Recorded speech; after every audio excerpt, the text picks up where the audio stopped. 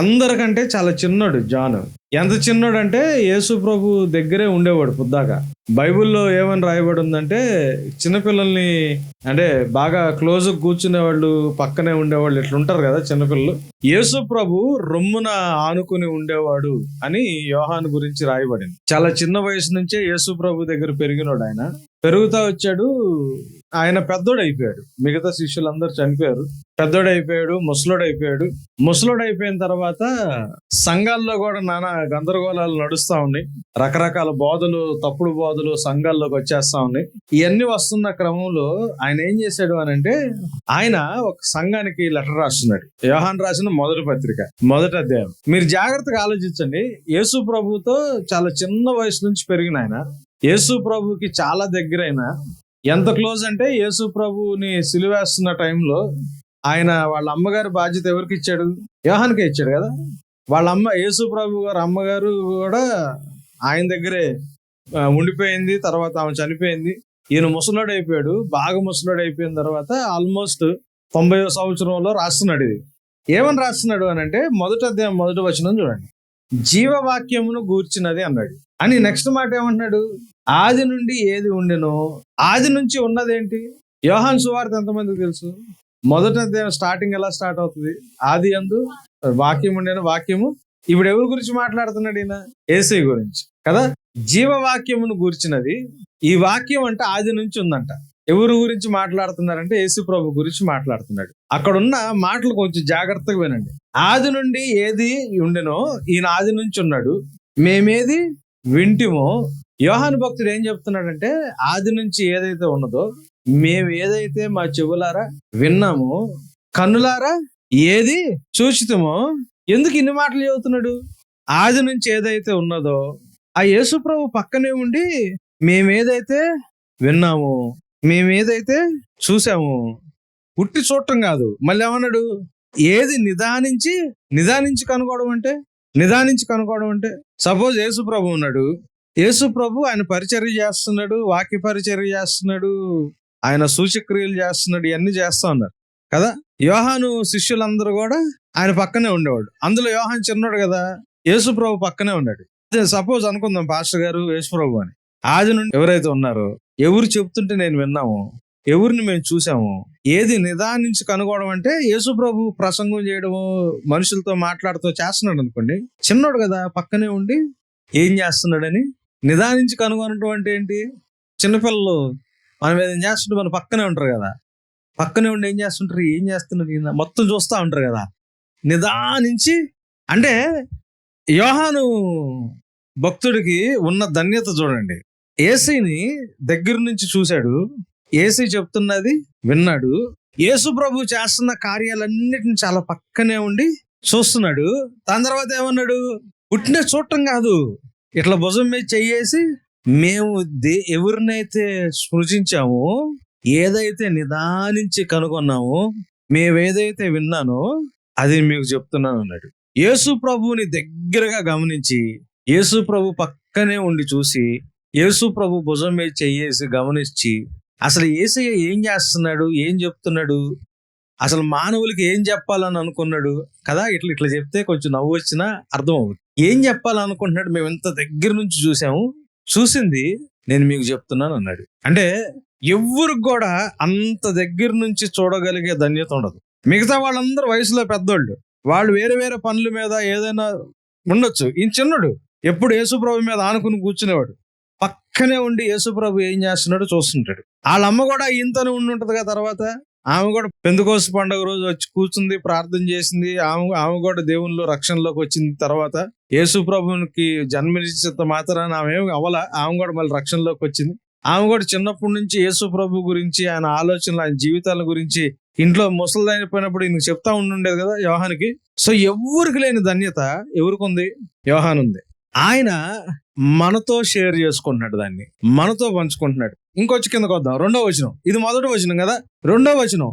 ఆ జీవము ప్రత్యక్షమాయను, తండ్రి యొద్ద నుండి మాకు ప్రత్యక్షమై, ఆ నిత్య జీవము, ఆ జీవం ప్రత్యక్షమైంది.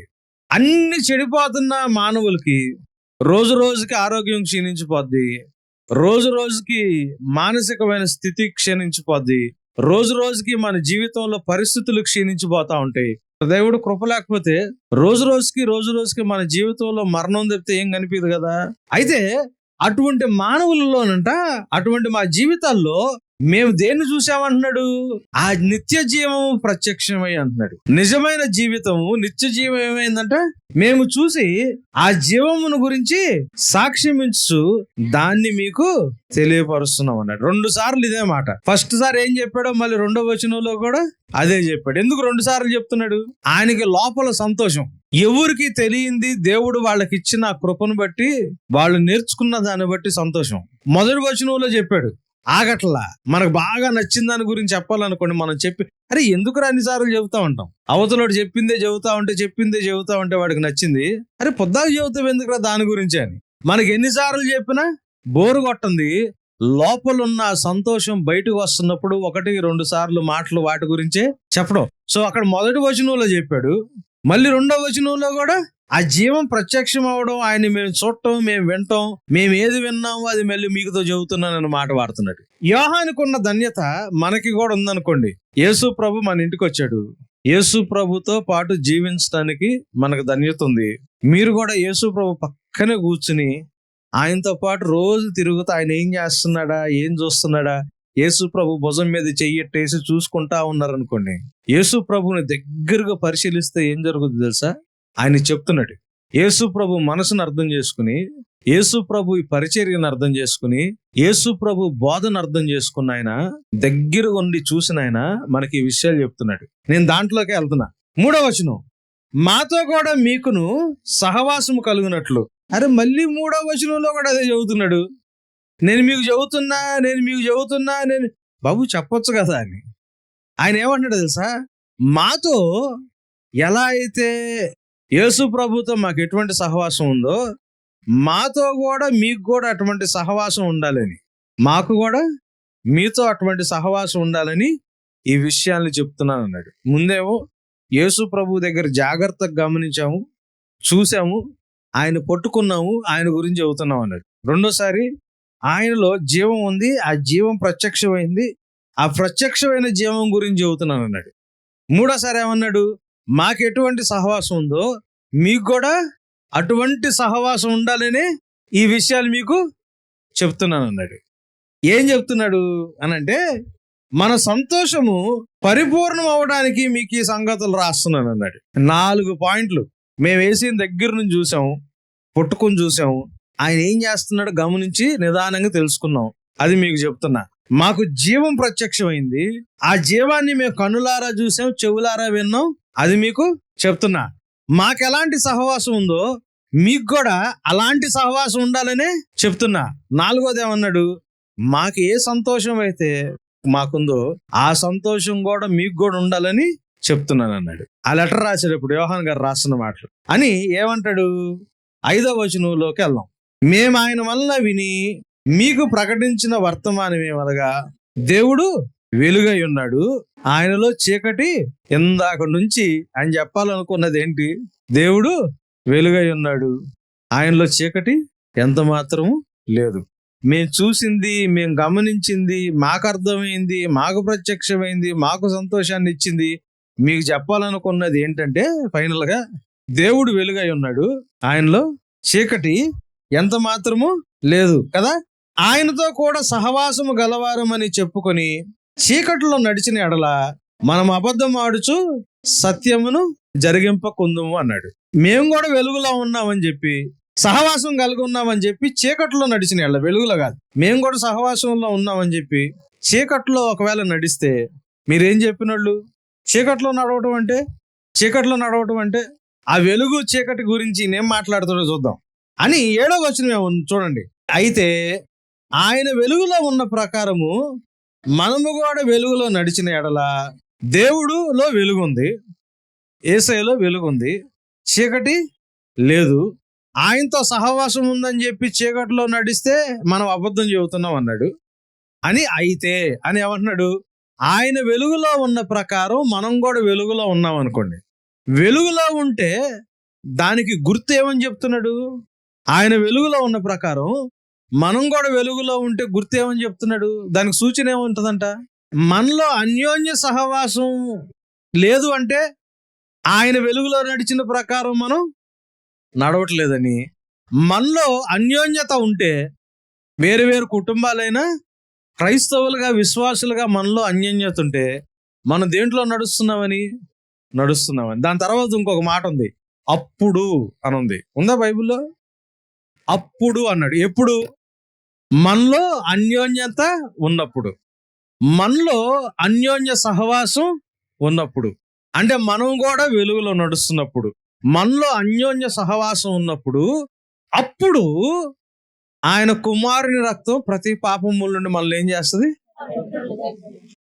ఒకవేళ మనలో అన్యోన్యత లేదనుకోండి, అప్పుడు యేసుక్రీస్తు రక్తం పాపాల నుంచి కడుగుద్దా? ప్రవేశ రక్తమునకు జయం, అపవాది క్రియలకు లయం. ప్రవేశ రక్తంలో యేసు రక్తం, యేసు రక్తం అని మీరు ఎన్నిసార్లు వేసుకున్నా ఏమైనా ఉపయోగం ఉంటుందా? ప్రార్థన చేసిన ఆయన రక్తంలో కడగండి ప్రభు అని ప్రార్థన చేసే ఏమైనా ఉపయోగం ఉంటుందా? చాలా స్పష్టంగా యేసు ప్రభుని పక్కనే చూసి, యేసు ప్రభు భుజం మీద చేయేసి, యేసు ప్రభు జీవితం అంతా గమనించి, దాన్ని బట్టి వర్తమానాన్ని అర్థం చేసుకుని, ఈయనకున్న సంతోషం మనకు కూడా రావాలని చెప్తున్న మాటలు ఇవి. సంఘంతో పంచుకుంటున్న మాటలు ఇవి. ఏమనంటున్నాడంటే, దేవుళ్ళలో వెలుగుంది, ఆయనలో చీకటి ఎంత మాత్రం లేదు. ఆయనతో సహవాసంలో ఉన్నామని చెప్పుకుంటా మనం చీకట్లో నడుస్తుంటే అబద్ధం చెప్పిన వాళ్ళు అవుతున్నాం అన్నాడు. అన్న తర్వాత ఏమన్నాడు? ఆయన వెలుగులో ఉన్న ప్రకారం మనం కూడా వెలుగులో నడిస్తే మనలో ఏం కనిపిస్తుంది? అన్యోన్యత కనిపిస్తుంది. మనలో అన్యోన్యత కనిపించిన తర్వాతే అప్పుడు క్రీస్తు ప్రభు రక్తం ప్రతి పాపము నుండి మనల్ని కడుగుతుంది అన్నాడు. యేసు ప్రభు మనందరి కొరకు శిలువ మీద చనిపోయాడు. మీరందరూ నాతో మేమందరం కూడా దేవుని దగ్గరికి వెళ్ళాలని, తండ్రితో సమాధాన పడాలని మనందరి కొరకు శిలువ మీద ఆయన ఏం చేశాడు? చచ్చిపోయాడు. మన కోసం రక్తం కార్చాడు. ఒక నూతన మార్గాన్ని ఆయన రక్తం ద్వారా తండ్రితో సమాధానపడి ఆ మార్గంలో నడవడానికి దేవుడు మనకి కృపనిచ్చాడు. కానీ యేసు ప్రభు దగ్గరికి వెళ్తున్నప్పుడు, ఆయన సమీపిస్తున్నప్పుడు మనలో ఉన్న అపవిత్రతను ఆయన ఎప్పుడు తీసేస్తాడు? ఆయన రక్తంతో ఎప్పుడు కడుగుతాడు? ముందు మన దగ్గర ఏం చూస్తాడు దేవుడు? మనలో ఏం చూస్తాడు దేవుడు? అన్యోన్య సహవాసం. మనలో అన్యోన్యత ఉన్నప్పుడు యేసు ప్రభు రక్తము ప్రతి పాపము నుండి మనల్ని కడుగుతుంది. అయితే ఇక్కడ మనం గమనించాల్సింది ఏంటంటే, వెలుగంటే ఏంటి, చీకటి అంటే ఏంటి? వెలుగంటే ఏంటి, చీకటి అంటే ఏంటి? 2వ అధ్యాయంలోకి వెళ్దాం. మొదటి వచనం చెప్తున్నాడు, ఈయన ముసలోడైపోయాడుగా, నా చిన్నపిల్లలారా మీరు పాపము చేయకుండాటకై ఈ సంగతులు మీకు రాయిచున్నాను. ఎన్ని కారణాలు ఉన్నాయో చెప్పండి. ఆయన ఎందుకు రాస్తున్నాడు? ఎన్ని కారణాలు చెప్పాను నేను ఇప్పటికి? ఫస్ట్ దగ్గర నుంచి చూసాం, మేము విన్నాం, మేము చూసాం, బాగా దగ్గర నుంచి పరిశీలించి చెప్తున్నాం అన్నాడు. రెండోది ఏంటి? మాకు జీవం ప్రత్యక్షమైంది కాబట్టి, ఆ జీవాన్ని చూసాం కాబట్టి చెప్తున్నాం అన్నాడు. మూడోది ఏమన్నాడు? మాకు ఎలాంటి సహవాసం ఉందో మీకు కూడా అలాంటి సహవాసం ఉండటానికి చెప్తున్నాను అన్నాడు. నాలుగోది ఏమన్నాడు? మాకున్న సంతోషం ఏంటో మీకు కూడా అదే సంతోషం ఉండాలని. అంటే ఏం కోరుకుంటున్నాడు? దేవుని ద్వారా వాళ్ళు ఏ సంతోషాన్ని అయితే పొందుకున్నారో, దేవుని దగ్గర ఎటువంటి సహవాసాన్ని అయితే పొందుకున్నారో, దేవునిలో ఎటువంటి జీవాన్ని అయితే చూశారో అది మనకి రావాలని ఈ విషయాలు చెప్తున్నాడు. మళ్ళీ ఇప్పుడు ఏమంటున్నాడు 2వ అధ్యాయంలో? మీరు పాపములో పడకుండా, మీరు పాపం చేయకుండాటానికి నేను ఈ మాటలు చెప్తున్నాను అన్నాడు. 5 విషయాలు ఏంటంటే అయ్యి వాళ్ళు యేసు ప్రభు దగ్గర చూసింది చెప్తున్నాడు. ప్రత్యక్షమైన జీవం మనకు తెలియాలని చెప్తున్నాడు. ఆయనకున్న సహవాసం మనకు కూడా ఉండాలని చెప్తున్నాడు. వాళ్ళకున్న సంతోషం మనకు కూడా ఉండాలని చెప్తున్నాడు. మనం కూడా పాపంలో పడకూడదని ఈ విషయాలు చెప్తున్నాడు.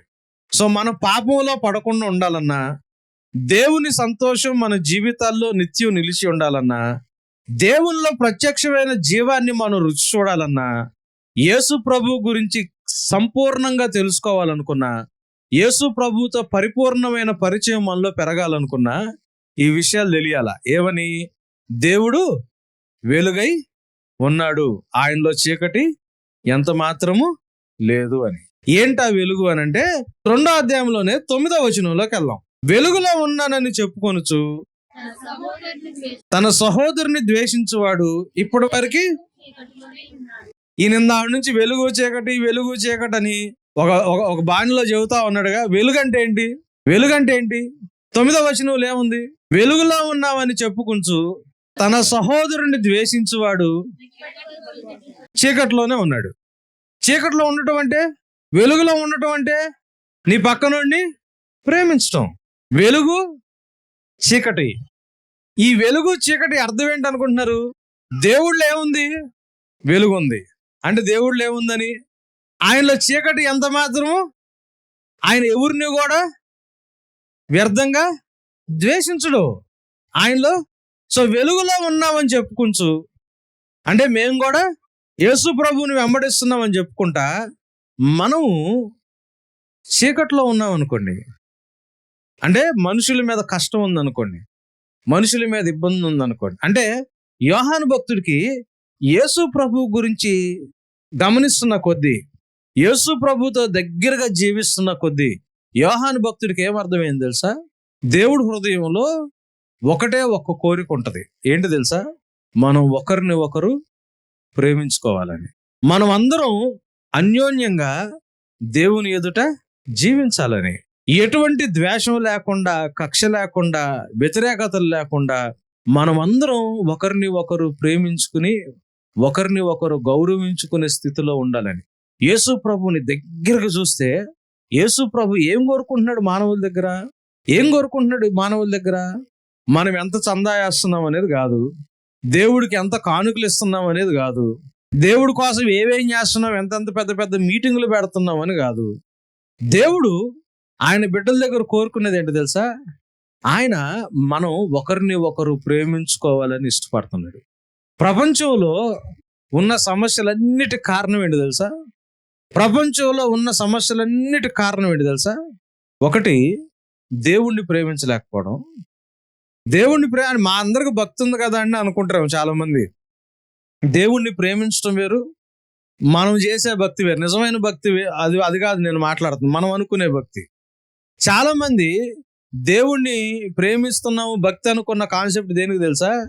మన అవసరతలు తీరుతాయి కాబట్టి, మన కష్టాలు తీరుతాయి కాబట్టి. ఒకవేళ దేవుడు మన కష్టాలు తీర్చకపోతే, దేవుడు మన ప్రార్థనలకు జవాబు ఇవ్వకపోతే ఆవిడ పరిస్థితి ఏంటి? అప్పుడు కూడా ఇంతేనా? దేవుడిని వెంబడిస్తారా? నేను చెప్తున్నా, నాకు 28 సంవత్సరాలు పెళ్ళై, పిల్లలు లేరు. ఇవ్వలా దేవుడు పిల్లలు లేరని మా చర్చికి వచ్చిన తర్వాత, మా సంఘం అంతా మేము ప్రార్థన చేస్తున్న తర్వాత పిల్లలు పుట్టిన వాళ్ళు చాలా మంది ఉన్నారు. నా దగ్గర నేను స్కూల్లో టీచర్గా చేసి తర్వాత పాస్టర్ అయ్యి సేవ చేస్తున్నప్పుడు 2nd క్లాస్ నుంచి మా స్కూల్లో పెరిగిన పిల్లలు, స్కూల్లో ఉన్న పిల్లలు, వాళ్ళు దేవుణ్ణి అంగీకరించి మా దగ్గరికి వచ్చి వాళ్ళకి మేమే పెళ్ళిళ్ళు చేసి, వాళ్ళకి పిల్లలు పుడితే వాళ్ళ పిల్లల్ని కూడా ఎత్తుకుంటున్నాం మేము. మాకు దేవుడు పిల్లల్ని ఇవ్వలా. ఏదో కష్టం ఉంది, మీరు అడిగారు, దేవుడు జవాబు ఇలా. మనం అందరం జనరల్గా, మీరనే కాదు, మానవులందరం కూడా మన అవసరతను బట్టి, మనకు జరిగే మేళ్ళను బట్టి మనం మనిషిని గౌరవిస్తాం, ఆ మనిషి దగ్గరకు వస్తాం, ఆ మనిషిని ప్రేమించడానికి ప్రయత్నం చేస్తాం, ఆ మనిషిని ప్రేమించడానికి ప్రయత్నం చేస్తాం. మనకి ఎటువంటి లాభం లేకపోతే, మనకి ఎటువంటి ఉపయోగం లేదనుకోండి, ఆ వ్యక్తిని మనం ప్రేమిస్తామా? యేసు ప్రభువులో దేవుడు వెలుగై ఉన్నాడు. మనకి అవసరం ఉంటేనే ప్రేమిస్తాం, మనకి ఏదన్నా సమస్యకి జవాబు జరిగితేనే ప్రేమిస్తాం, మనకి ఏదన్నా మేలు జరిగితేనే ప్రేమిస్తాం. ఏ మేలు జరగకపోయినా, ఏ అవసరత లేకపోయినా, నాకు ఏ రకంగా ఉపయోగపడకపోయినా ప్రేమించే తత్వం ఉంటుంది చూసారా? అది యేసు ప్రభువులో ఉన్నది. అది యాక్చువల్గా వెలుగు. మనకి దేవుడు అవసరం. యేసు ప్రభు మన జీవితాల్లో ఆయన రక్షణ ఇవ్వకపోతే, ఆయన కృప ఇవ్వకపోతే, ఆయన మనకు సహాయం చేయకపోతే మన బ్రతుకు ముందుకి నడవదు. యేసు ప్రభుకి మనతో ఏమైనా అవసరం ఉందా? ఏమైనా అవసరం ఉందా? మనం లేకపోతే ఆయనకి ఏమైనా నష్టం ఉందా? మన వల్ల ఆయనకి ఏమైనా ఉపయోగం ఉందా? ఏమి లేదుగా. ఏమి లేకపోయినా కానీ ఆయన మనల్ని ఏం చేశాడు? ఎంతగా ప్రేమించాడు?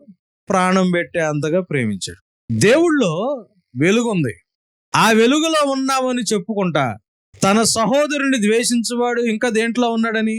ఇప్పుడు యేసు ప్రభుకి మనకి ఉన్న డిఫరెన్స్ చెబుతాను. అయ్యగారు యేసు ప్రభు అనుకుందాం మళ్ళీ రెండోసారి. ఇప్పుడు నేను ఐ లవ్ యూ అని చెప్పాను అనుకోండి యేసుకి, ఆయన ఐ లవ్ యూ అని నాకు చెప్పాడు అనుకోండి, లాభం ఎవరికి? నాకు. నేను ఐ లవ్ యూ అని చెబితే యేసయ్య ఐ హేట్ యూ అన్నాడు అనుకోండి, నువ్వంటే నాకు ఇష్టం లేదు అన్నాడు అనుకోండి, నష్టం ఎవరికి? నాకు. అటు సైడ్ నుంచి చూద్దాం. ఆయన నాకు ఐ లవ్ యూ అని చెప్పాడు అనుకోండి, నేను ఐ లవ్ యూ అని నేను రిటర్న్ చెప్పాను అనుకోండి, లాభం ఎవరికి? నాకే. ఆయన ఐ లవ్ యూ అన్నాడు అనుకోండి, నేను ఐ హేట్ యూ అన్నాను అనుకోండి, నష్టం ఎవరికి? నాకే. ఈ రెండిట్లో అంటే నా వైపు నుంచి చూసినా ఆయన వైపు నుంచి చూసినా ఆయనకి ఏమన్నా లాభం కానీ నష్టం కానీ ఏమైనా అవుద్దా? ఏమీ ఉండదు. మనం ఆయన్ని వెంబడించినా ఆయన్ని వెంబడించకపోయినా, వెంబడిస్తే మనకు లాభం, వెంబడించకపోతే మనకి నష్టం. ఆయనకి ఎటువంటి లాభ నష్టాలు దీంట్లో ఉండవు. ఆయన సృష్టికర్త కదా, నోటి మాటతో సృష్టిని సృజించినోడు. ఆయనకి అసాధ్యమైంది ఏది కూడా లేదు. ఆయన నోటి మాటతో సృష్టిని సృజించినోడు. ఆయనకి నువ్వు నేను ఎంత ఆఫ్టర్ ఆల్ కదా. దావీదు ఏమన్నాడు తెలుసా? కీర్తనలు 8లో, ప్రభా నువ్వు సృష్టించిన ఈ సృష్టిని నేను చూస్తున్నా, ఆకాశాన్ని చూస్తున్నా, నక్షత్రాలు చూస్తున్నా, ఈ గొప్ప గొప్ప సృష్టిని, ఇంత గొప్ప వాటిని చూస్తున్నా. ఇంత గొప్ప వాటిని నువ్వు సృజించి దేవదూతల కంటే తక్కువగా నరుని నువ్వు చేసావు. పొద్దున పూసి సాయంత్రం దాన్ని చోటెరగని గడ్డిపూస లాంటి జీవితం. నువ్వు వీడి గురించి ఎందుకు ఆలోచిస్తున్నావు ప్రభా? నువ్వు వీడి గురించి యోచన కలిగి ఉండటానికి వీడు ఏ పాటి వాడు అన్నాడు. మనిషి అన్నవాడు ఆఫ్టర్ ఆల్. నేను ఒక ఫోన్ కొన్నాను అనుకోండి, వాడు నాకు దీనికి సంవత్సరం గ్యారంటీ ఇస్తాడు. నేను ఫోన్ కొన్నా, సంవత్సరం గ్యారంటీ ఇస్తాడు కంపెనీ వాడు. సంవత్సరం లోపల ఏదైనా మళ్ళీ నాకు ఆడు సరి చేస్తాడు, ఇంకోటి తీసి కొత్తది ఇస్తాడు. దీన్ని ఒక 30,000 20,000 పెట్టి నేను కొన్నాను అనుకోండి, నాకెంత గ్యారంటీ ఉంటుంది? దీనికి ఉన్న సంవత్సరం గ్యారంటీ మనకు ఉంటుందా? ఉండదు. సంవత్సరం బ్రతుకుతాం అనుకో, మనకు గ్యారంటీ ఉంటుందా? ఈ ఫోన్ పనిచేసి అన్ని రోజులే నేను బతుకుతానని నాకు గ్యారంటీ ఉంటుందా? ఉండదు. ఈ రోజు పూసి సాయంత్రం దాన్ని చోటు ఎరగని గడ్డిపూస లాంటి జీవితం. నీటిలో బుడగుంట చూసారా, కొంతసేపు అట్లా వచ్చి టప్ అని పోతుంది. అట్లాంటి పనికిరాని ఒక మనిషికి, ఆ మనిషి వల్ల ఎటువంటి ఉపయోగం లేకపోయినా, ఆ మనిషి వల్ల ఎటువంటి మేలు జరగకపోయినా, ఆ మనిషి వల్ల ఈయనకు ఒరిగేది ఏమీ లేకపోయినా, అట్లాంటి మానవుడి కోసం యేసు ఏం చేశాడు తెలుసా? సిలువ మీద నీ కోసం నా కోసం చనిపోయాడు. ఆయన ప్రేమ అట్లాంటిది. ఆయనలో వెలుగు ఉంది. ఆ వెలుగు ఏంటి తెలుసా? ప్రేమ. మనం ప్రేమించమంటే ఒక పక్క వ్యక్తిని ప్రేమించడానికి, పక్క వ్యక్తితో బాగానే ఉండటానికి మనకి ఆయనతో ఏమైనా అవసరం ఉందా లేదా అనేది లెక్కలు ఉంటాయి మన దగ్గర. మనకు ఉపయోగమా కాదనేది లెక్కలు ఉంటాయి. ఆడు మనకు ఉపయోగపడకపోతే పైకి పలకరిస్తాం. అవతల వ్యక్తితో మనకు నష్టం ఉందనుకోండి, ఇక అప్పుడు మనిషిని మనం పట్టించుకోం. వెలుగులో ఉన్నానని చెప్పుకుంటూ మంచి సహోదరుణ్ణి ద్వేషించువాడు అని ఉందా బైబిల్లో? 2:9 వెలుగులో ఉన్నామని చెప్పుకుంటూ మంచి సహోదరుణ్ణి ద్వేషించువాడు అని ఉందా? ఎట్లాంటి సహోదరుడు? మంచోడా చెడ్డోడా? ఉపయోగపడేవాడా ఉపయోగం లేనోడా? మనకి మిత్రుడా మనకు శత్రువా? వాడెవడైనా కానీ చెడ్డోడే అయి ఉండొచ్చు. వాడి వల్ల ఎటువంటి ఉపయోగం లేకపోవచ్చు. కానీ మనం వెలుగులో ఉన్నామని చెప్పుకుంటా, యేసు ప్రభుని ప్రేమించే, యేసు ప్రభు మార్గంలో నడుస్తున్నామని చెప్పుకుంటా, మన సహోదరుని మనం ప్రేమించలేకపోతే, వాడు ఎట్లాంటాడని కానీ సహోదరుని ప్రేమించకపోతే మనం ఇంకా దేంట్లో ఉన్నామని? మత్తయి సువార్త 5వ కొండ మీద ప్రసంగం కదా అదంతా. 21వ నుంచి చూద్దాం. అక్కడ యేసు ప్రభు ఒక మాట చెప్తున్నాడు. 5వ 21కి వెళ్దాం. నేను రైట్ గానే ఉండి వాడు తప్పు చేసినప్పుడు, లేకపోతే వాడు రైట్ గా ఉండి నేను తప్పు చేసినప్పుడు ఈ కండిషన్లు ఏమైనా చెబుతున్నాడా? ఏమీ చెప్పట్లా. సహోదరుడి మీద కోపపడితే వాడు దేనికి లోనవుతాడంట?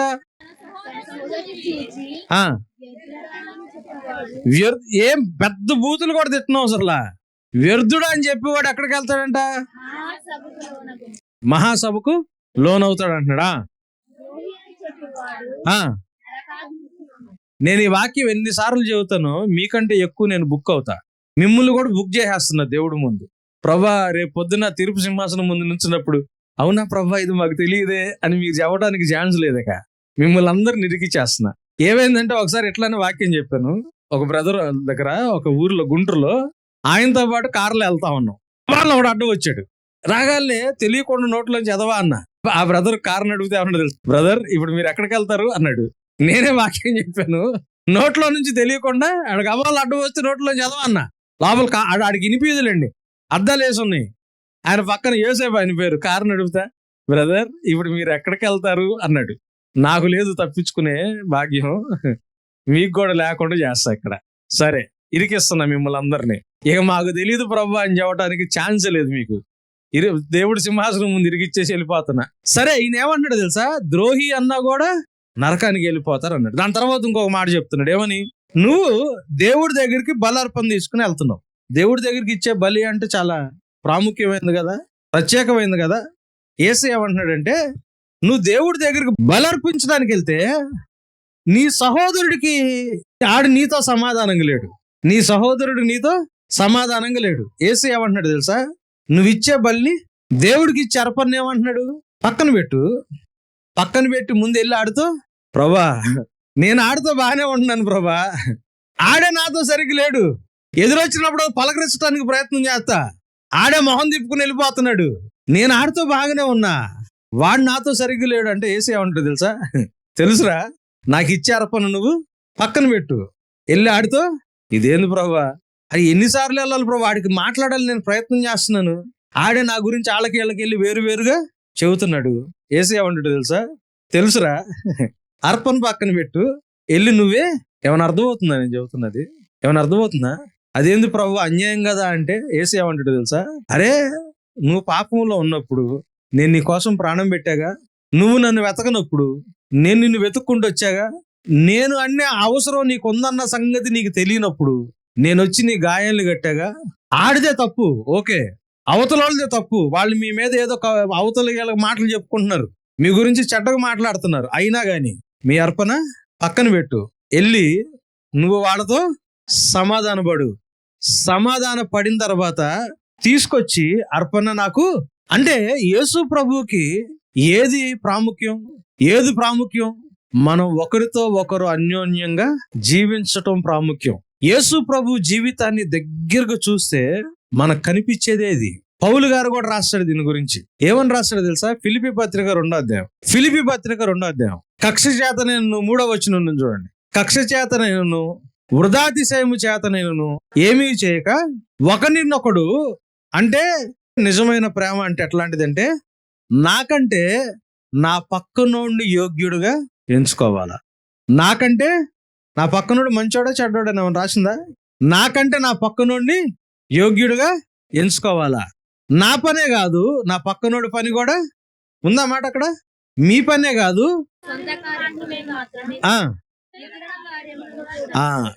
ఇది పౌలు గారు చెప్తున్నాడు. మీరు జాగ్రత్తగా గమనించండి. కక్షతో గాని మిషతో గాని వృధాతిశయంతో ఏమి చేయొద్దు, ఎవడి మీద కోపాలు పెట్టుకోవద్దు, ఎవడి మీద మనస్మర్ధలు పెట్టుకోవద్దు. నీకంటే నీ పక్క నుండి యోగ్యుడుగా ఎంచుకో. నీ పనే కాదు, నీ పక్కనోడి పని కూడా చెయ్యి అని 5వ వచనంలో ఏమన్నాడు తెలుసా? క్రీస్తు ప్రభువుకి కలిగిన ఈ మనసు, క్రీస్తు ప్రభువుకి కలిగిన ఏ మనసు? నీకంటే నీ పక్కనోడిని యోగ్యుడుగా ఎంచుకోవడం. నీ పనే కాదు, నీ పక్కనోడి పని కూడా. అది ఎవరు మనసు అంటే యేసు ప్రభు మనసులోకి తొంగి చూశారు అనుకోండి, యేసు ప్రభు మనసు విప్పి మనతో మాట్లాడాడు అనుకోండి, యేసు ప్రభు మీ ఇంట్లో వచ్చి కూర్చుని రాత్రంతా మీతో కూర్చుని కబుర్లు చెబుతున్నాడు అనుకోండి, ఆయన రోజంతా మాట్లాడితే మనకేం అర్థం అవుతుంది తెలుసా?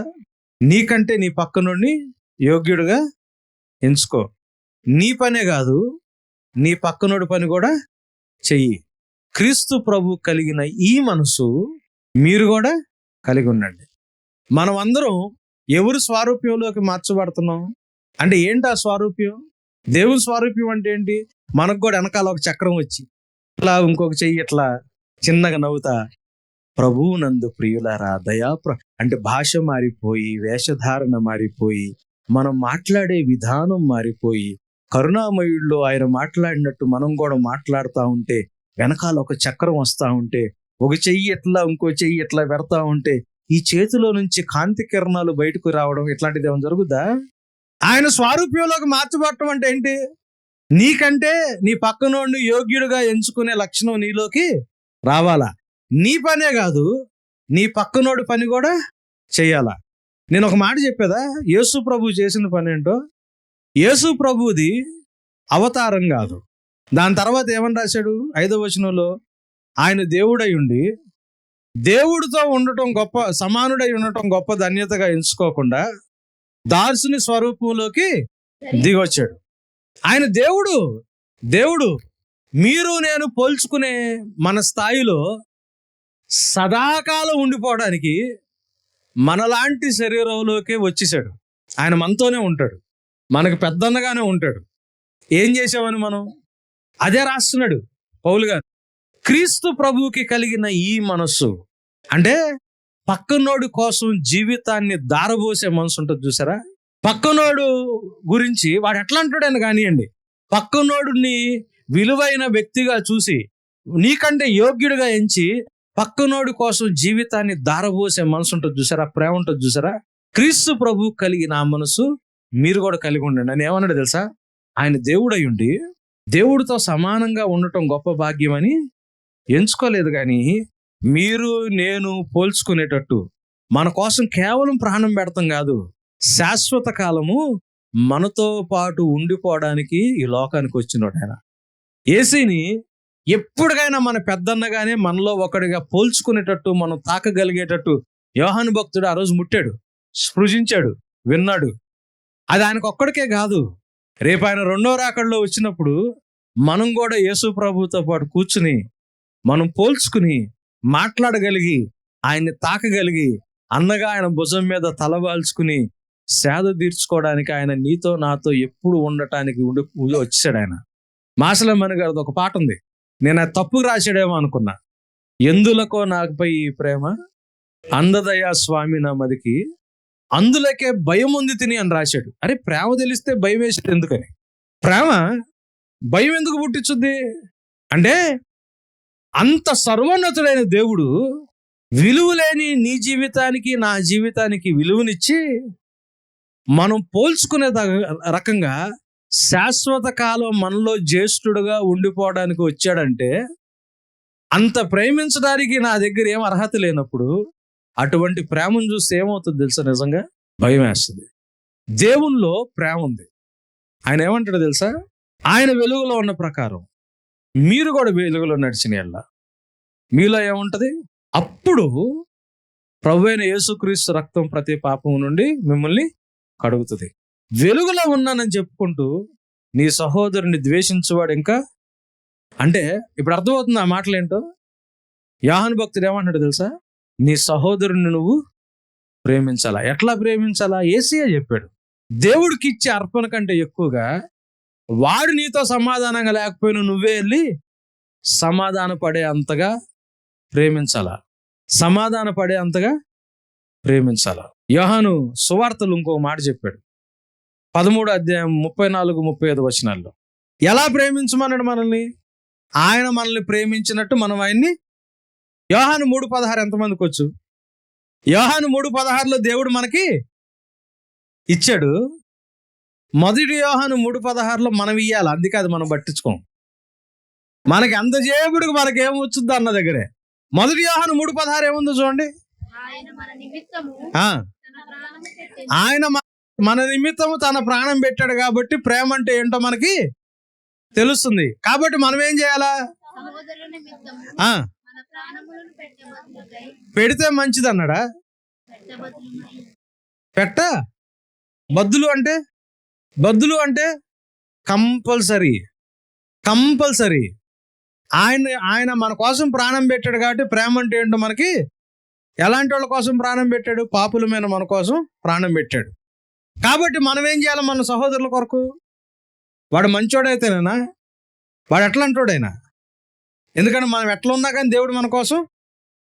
నేను మిమ్మల్ని ఎట్లా ప్రేమించానో మీరు ఒకళ్ళనొకళ్ళు అలా ప్రేమించమన్నాడు. అవునా?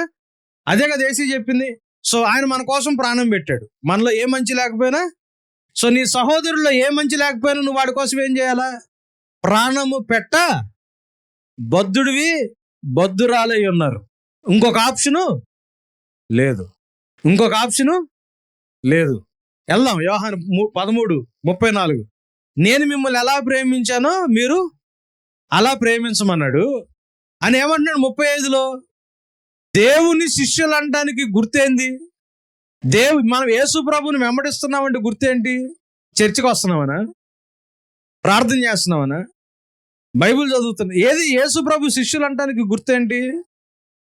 మీరు ఒకళ్ళ పట్ల ఒకళ్ళు ప్రేమ కలిగి ఉంటే మనలో ఆ అన్యోన్యత ఉంటే, కులాలకి, మతాలకి, ప్రాంతాలకి వేరుగా ఒకరిని ఒకరు ప్రేమించుకోగలిగితే, ప్రతి వ్యక్తిని నీకంటే యోగ్యుడిగా ఎంచి వాళ్ళ కోసం ప్రాణం పెట్టాలన్న మనసు మనలో ఉన్నప్పుడు, లోకం మనల్ని ఎవరిని చూస్తుంది తెలుసా? మనల్ని ఏమంటది తెలుసా? వీళ్ళు యేసు ప్రభు శిష్యులు అంటది. లేకపోతే ఎందుకు యేసు ప్రభు లోకానికి తెలియట్లేదు? ఎందుకు యేసు ప్రభు లోకానికి తెలియట్లేదు? నిజమైన యేసు ప్రభు శిష్యులు ఎవరో లోకానికి తెలియట్లా. సంఘానికి వచ్చే విశ్వాసులు కూడా వాళ్ళ అవసరతల కోసం వస్తున్నారు. కులాన్ని బట్టి, ప్రాంతాన్ని బట్టి, లేకపోతే మనసు కష్టమైన దాన్ని బట్టి కొంతమంది మాట్లాడుకుంటా, పలుక్కోకుండా, మాట్లాడుకుంటా ఎవరి కాళ్ళు ఉంటున్నారు. చర్చికి మాత్రం వస్తారు, బైబిల్ మాత్రం చదువుతారు, ప్రార్థన చేస్తారు.